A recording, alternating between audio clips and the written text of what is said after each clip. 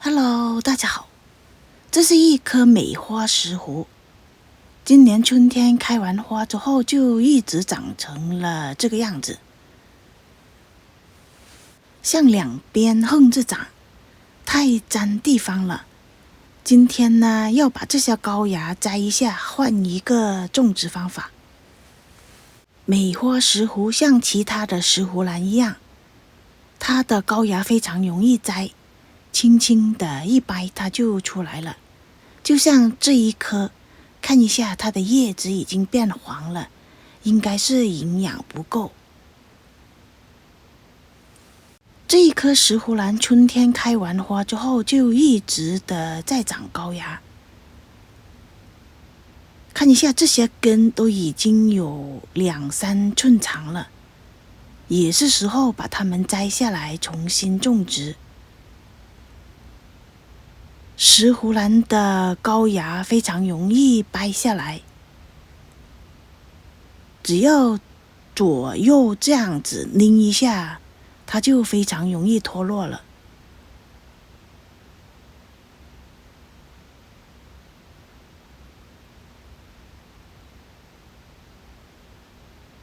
就这样子就可以。石斛兰的高芽长到什么时候才是最适合把它们摘下来重新种植的呢？就好像这几个新芽，在它们的根已经长到1寸长的时候，就应该把它摘下来。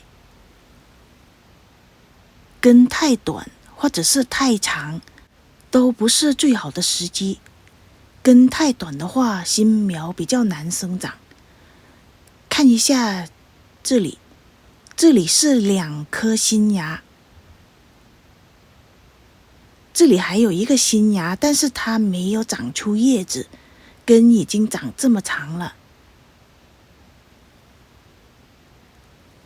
根留得太长的话，就好像我一开始掰的那2颗小苗，根太长了，由于这些根都是气生根，营养不够，它的植株也长不大，然后对它原来的植株也没有什么好处。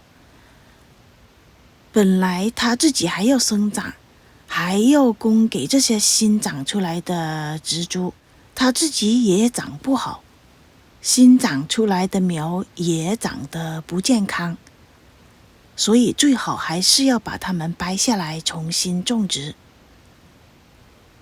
就好像这一颗根已经长到土壤里去了。种植石斛兰最有趣的地方就是它不断的长高芽，种一盆不用多久就长成了一大片，不断的繁殖，很快就有无数盆了。看一下，这些还是刚刚长出来的。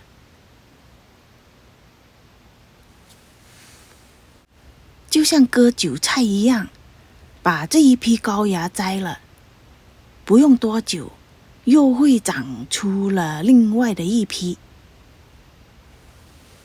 好了，把最后的1颗高芽摘掉，其他的呢，再过一段时间再把它们摘下来。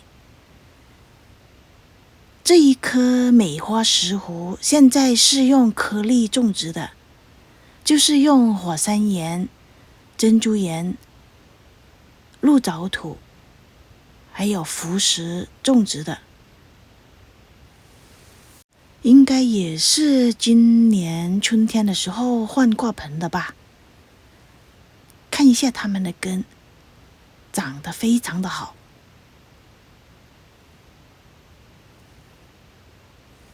还是用回原来的植料，再添加一些种植多肉的植料，还有一些小树皮。这个配方我在上一个视频种植铁皮石斛的时候也跟大家分享过，它们的比例大概是1:1吧。也不需要很精准，大概也就可以了。树皮的分量多一点点，少一点点，应该问题不大。把它们混合好呢，就可以来重新上盆了。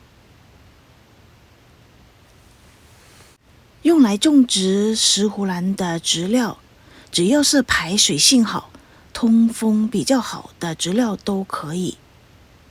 今天还是用一个瓶子，下面用了一些陶粒。这种种植方法我之前也跟大家分享过，也是非常简单的。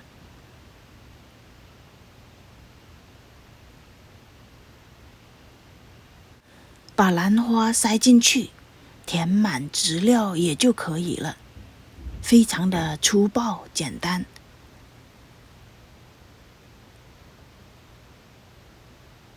现在把刚才搬下来的高芽也放进去，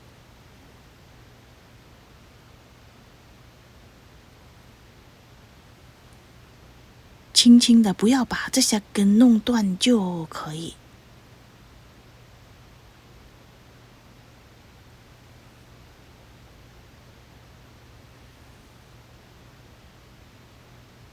把这些高芽放好之后呢，就直接的填上泥土。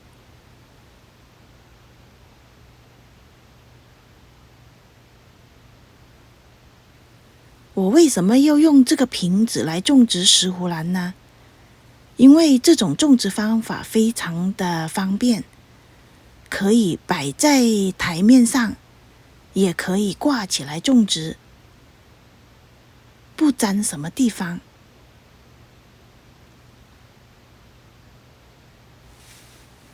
等这些苗长大之后，它们从这个瓶子的两面伸出来，开花的时候，我想它们一定是很壮观的。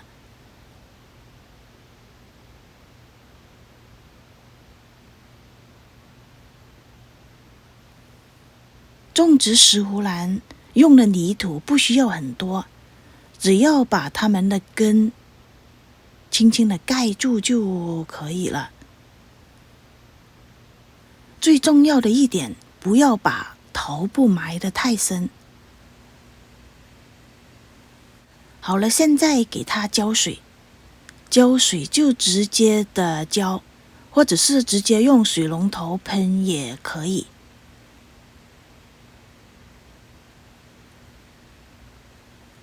这个瓶子底下面大概1厘米的地方，我是打了4个洞，多余的水分会从这些洞流出来。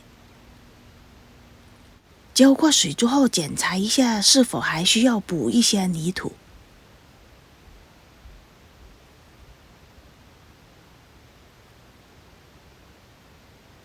留在瓶子底下的水，可以留，可以不留。